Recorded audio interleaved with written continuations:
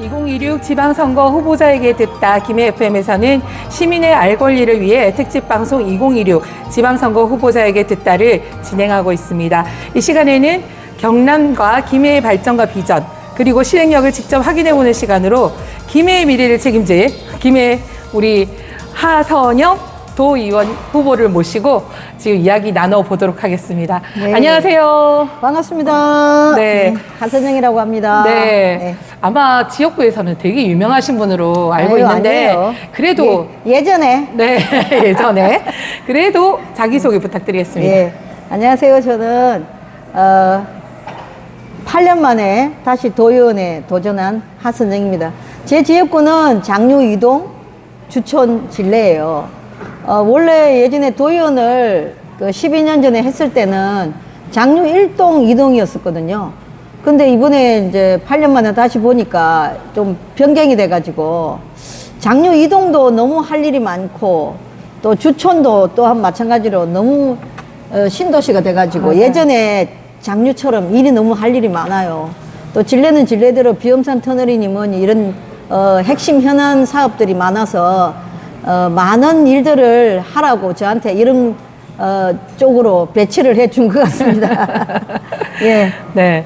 사실 지역에서는 환경에 관련된 일도 많이 하시고 지역에 봉사를 하시고 8년 동안 지내신 걸로 아는데 예, 예. 다시 또 이렇게 도의원으로 도전하게 되신 이유가 뭘까요? 예, 뭐 사실 이제 저 같은 경우는 정치를 안 하겠다고 생각하고 8년을 있었는데 제가 예전에 12년 전에 4년 동안 열심히 했던 게 경남의 관광유통센터거든요. 근데 그게 지금 이제 그때 공사를 시작해갖고 8년 만에 이제서 호텔도 들어서고 테마파크도 들어서고 이제 이렇게 예쁜 공간들이 들어서기 시작하더라고요. 그래서 제가 사실 체류형 관광지로 만들려고 그렇게 욕심을 내고 했는데 그 체류형 관광지를 만들어주는 사람이 제가 뭐 시장님한테도 부탁해보고 했는데 그분들이 너무 바쁘셔. 그래서 하는 수 없이 안 되겠다. 저라도 제가 체류형 관광지 우리 김해를 특히 우리 장류를 체류형 관광지로 좀 만들어 봐야겠다 싶어가지고 이번에 좀 그런 사명감을 가지고 도전하게 되었습니다. 네. 네. 그 사명감이 막 네네. 눈에서 느껴지는 겁니다. 네. 좀 데일 것 같습니다. 예. 후보님께서 보시는 예. 우리 지역과 경남에 가장 시급하게 해결해야 될 문제는 뭐라고 생각하십니까? 뭐 생각마다 사람들이 다 이제 자기 생각이 있으니까 뭐 다르겠지만 저 같은 경우는 이제 부울경 메가시티의 복원입니다. 이게 지금 10대 후반에서 20대 초반 모두 청년들이 수도권으로 떠난다고 해요. 근데 저는 그러면은 경남이 미래가 없는 일이잖아요. 특히 이제 저는 계속 주장을 했던 게 아예 대한민국을 서울공화국으로 만들어도 우리도 서울 살고 싶다. 그럴 정도로 농담으로 그런 말들을 좀 했는데 지역이 이제 이렇게 제대로 되려면은 최소한 부산과 울산, 경남이 좀 합쳐가지고 한 5개의 묶음으로 좀 나누어가지고 예산을 좀 이렇게 분산 배치를 제대로 딱 해가지고 부울경도 좀 미래가 있고 살아나갈 수 있는 도시를 만들어주는 것들이 굉장히 중요하지 않을까라는 생각이 들고요. 특히 우리 알다시피 경남의 경우 특히 김해를 보면은 이 경전철 문제가 굉장히 심각하지 않습니까? 경전철 적자가 한 600억. 그 다음에 이제 경전철 때문에 또 버스가 많이 적자예요. 제 의원 때 시절에 100억 적자였는데 언제 그새 또 300억 적자가 돼가지고 그것만 쳐도 1년에 900억 적자입니다. 그렇게 되면은 각 동마다 한 1000억짜리 동네에 복합문화센터 멋지게 지을 수 있습니다. 각 동마다 벌써 다 지었겠지. 예, 그런 정도로 지금 우리가 문제가 많이 있기 때문에 그런 분들이 좀 우리 지역의 시급한 문제, 경남의 시급한 문제가 아니겠나 이렇게 생각합니다. 네. 이 진짜 시급한 문제가 많은데 우리 후보님께서 정말 가장 나는 이것을 꼭 여러분께 약속드릴 수 있다라는 거 가장 시급한 공약 3가지 알려주십시오. 네, 사실 이제 예전에는 공약들이 이제 창원과 김해 간 버스 무료 환승, 또 예술고등학교 유치 요 2가지 핵심 공약들이 딱 있었거든요. 네. 이번에 8년 만에 나오다 보니까 너무 욕심이 많이 생겨갖고 공약이 너무 많아. 제대로 해낼 수 있을지 걱정이 많다니까요. 근데 이제 세 가지만 말하라고 해서 어제 고민 많이 했습니다. 아, 그 많은 문제 중에. 첫째, 네. 우리 동네가 저희가 장류 이동이니까 저희 장류 이동이 굉장히 이제 월산보다는 장류 1동보다는 좀 덜하지만 우리 지역에 좀 낙후된 곳도 많고 또 지역 상권이 너무 어렵고 힘든 상황이 되다 보니까 우리 대청 계곡과 대청공원이라고 있습니다. 롯데마트 건너편에 있거든요. 그 대청공원을 센트럴파크처럼 이렇게 산을 깎아서 깔끔하게 깎아서 만드는 그 대청공원 공원화를 시킬 것이고 거기 주차장을 넣어가지고 그 대청공원에다가 지하 주차장에다가 주차를 시키고 또 저기 그 버스를 타고 미니 버스를 타고 대청 계곡 같은 데를 다닐 수 있도록 그런 형식으로 만드는 게 있고요. 두 번째는 이제 주촌에 한 가지씩만 했습니다. 지역에 주촌에 무지개 공원이라고 만들어놨는데 그 부분을 조금 개선 사업을 다시 해가지고 무지개 공원 지금도 너무 아름답고 주촌 분들이 좋아하시는데 좀 더 그 효율적인 공원으로 만들어 보려고 하고 있고요. 그다음에 세 번째는 이제 진례에 비염산 터널 조기 착공. 요거 이제 우리 그 국회의원이 이번에 제대로 이제 위원장을 뭘 하실 거냐면은 국토 교통위원장을 하실 거예요. 만약에 그렇게 된다면은 이 비움산 터널 조기 착공 분명히 제 임기 안에도 가능하다 그런 생각에 한 세 가지를 넣어봤습니다. 비움산 터널은 제가 매년마다 어떤 현수막에 걸리는 걸 봤는데 아직도 안 됐어 라는 생각이 드는. 뭐 20년 됐대요. 지역민이 네. 절대 못 믿는다. 뭐 네, 그런 그만해라. 곳이잖아요. 막 이런 식으로 하시더라고요. 마이 서머 따이가 네, 뭐 마이 이런 서머 그죠. 따이가, 예. 예, 그리고 무지개 공원 같은 경우에는 제가 예전에 주촌에 살아봐서 아는데 정말 넓고 쾌적하게 잘 되어 있는데 사람이 없어요. 예, 그 불편함이 아시죠? 뭘까? 예. 개만 있습니다. 정말 동네 떠돌이 개들만 다니고 행사 때는 사람들이 많이 옵니다. 근데 그 이유는 접근성이겠죠. 예, 접근성이 떨어진다라고 생각을 하고 있고요. 그리고 거기에 공원이 있어라는 거를 의외로 시민분들이 모르시는 게 있습니다. 그래서 이런 걸 또 알리는 것도 저희 공동체 미디어에서 해야 될 일이지 않을까라는 생각이 듭니다. 좋은 생각이시네요. 네네. 아니, 제가 우리 대청공원 심폐소생술하는 쇼품을 봤거든요. 네네. 그래서 제가 얼마나 웃었는지 모르는데 반짝반짝 아이디어가 되게 좋으신 것 같습니다. 네네. 네. 자, 그러면 네. 우리가 이런 좋은 공약들 좋습니다. 하지만 돈이 없으면 이 공약을 실천하기 힘들단 말이에요. 그죠? 그럼요. 그래서 네. 어떻게 이 예산을 가지고 오실지, 재원 마련을 어떻게 하실지 말씀을 좀 부탁드리겠습니다. 사실 뭐 도의원으로서의 재원은 그 마련하는 거는 한계가 있죠. 네. 그래서 저희가 뭐 할 수 있는 일은 뭐 예를 들자면 도지사 설득하고 시장 설득하고 국회의원 설득하고 그래서 지역에 필요한 거 이거 정말 효용감을 느낄 수 있는 것입니다. 그러면서 그분들을 설득해서 만들어내는 거죠. 그래서 제가 저희들 뭐 이재명 대통령이라든가 또 도지사, 시장, 뭐 국회의원, 또 뭐 시의원, 도의원 이게 쭉 이렇게 같은 쪽으로 만들어 주셔야 돼. 이 뭐 요렇게 찍어주고 요렇게 찍어주고 재미로 뚝딱뚝딱 찍어주면은 결국 우리 지역의 발전은 멀어진다.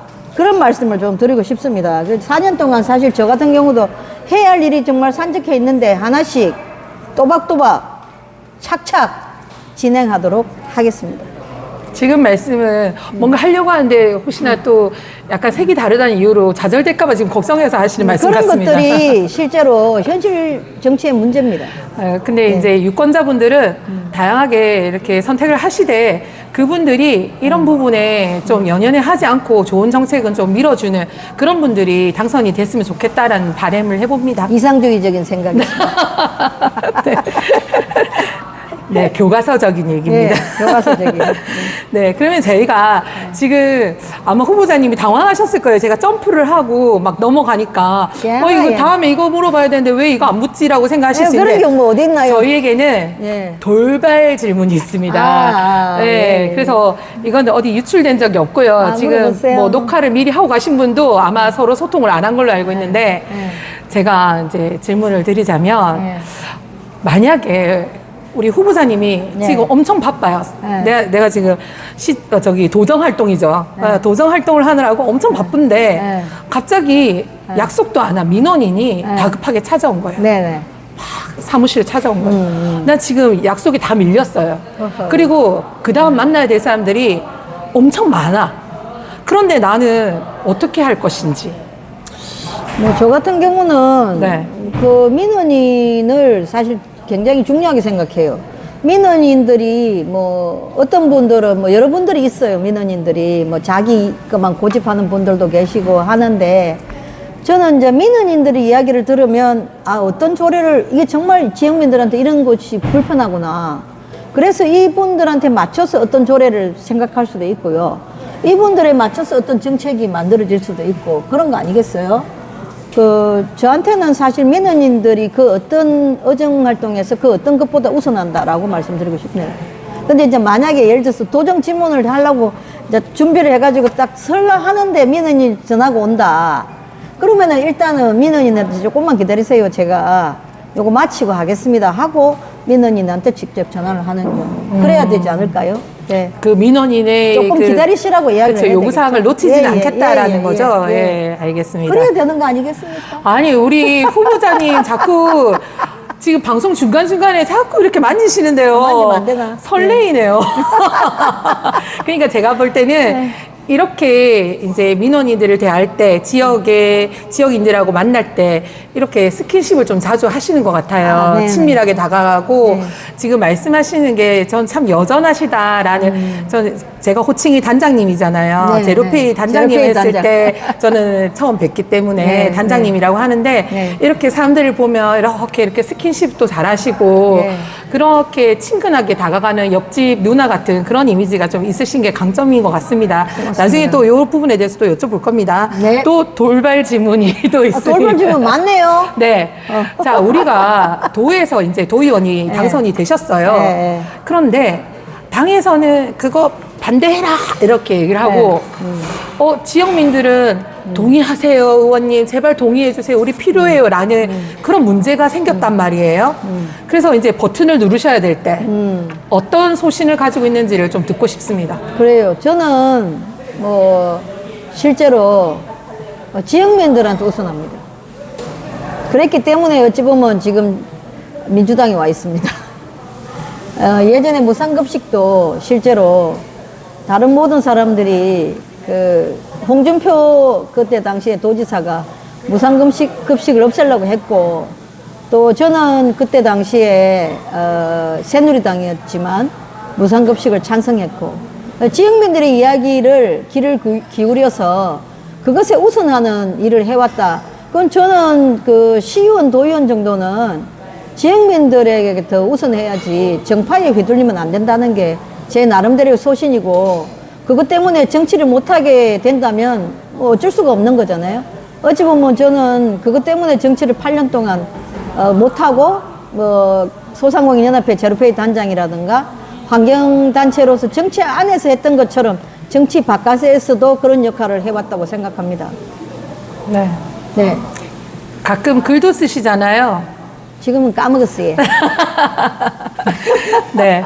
하여튼 그런 모습들이 네, 좀 이렇게 더 이웃들에게 더 이해가 되고 설득력을 가지지 않나라는 생각이 듭니다.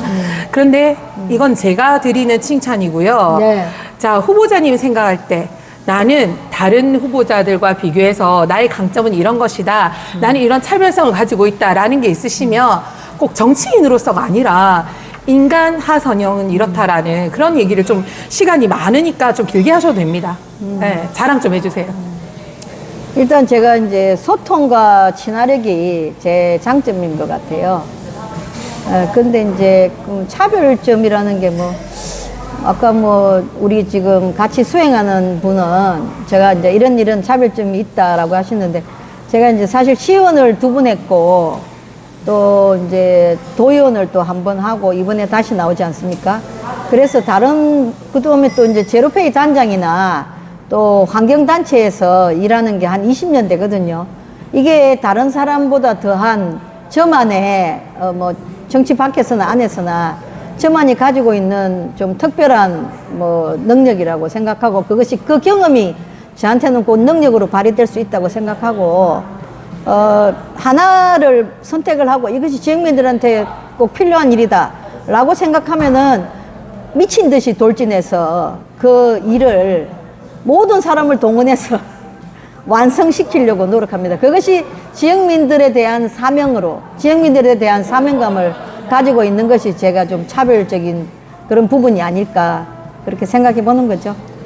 네. 그러면 지역민들에게 돌진하는 하선영이라고 제가 이해해도 될까요? 네. 자, 그러면 이제 드디어 마지막 질문입니다. 마지막으로 지역 주민과 우리 지금 방송을 시청하고 계시는 경남도민께 부탁 말씀이나 당부 말씀, 하고 싶은 말씀 다 하시면 되겠습니다. 네. 지난 8년간 못했던 일, 우리 지역민들을 위해서 제대로 한번 일할 수 있도록 많이 좀 도와주시고, 이끌어 주십시오. 열심히 하겠습니다. 고맙습니다. 네, 김해 생각이 안 FM에서. 나요. 너무 많은 말을 했네요. 네, 나중에 다시 방송으로 보시면 예. 생각이 나실 겁니다. 김해 FM에서는 시민의 알 권리를 위해 특집 방송 2016 지방선거 후보자에게 듣다를 진행하고 있습니다. 계속해서 다양한 후보군들의 이야기를 릴레이로 진행할 예정이니 많은 관심과 성원 부탁드립니다. 지금 제 옆에는 더불어민주당의 도의원 후보이신 시민들에게 돌진하는 하선영 후보였습니다. 바쁘신 가운데 나와주셔서 감사합니다. 시민들을 위한 일에. 시민들을 위해 돌진하는 네, 후보 하선영 의원 후보님과 함께했습니다. 네. 자, 여러분 청취해주셔서 감사합니다. 감사합니다.